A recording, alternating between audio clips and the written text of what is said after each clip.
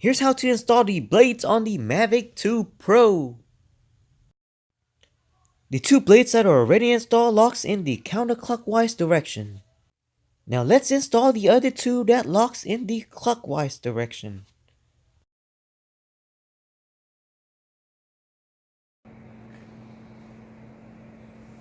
There are simply 3 notches that you slide the blades into and locks into place. Just make sure that you select the right blade for the right location.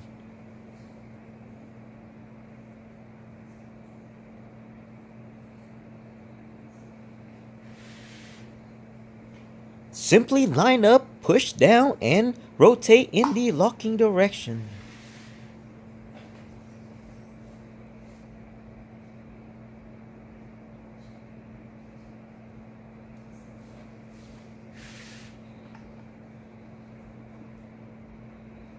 Well folks, thanks for watching, and make sure you always follow the law while flying.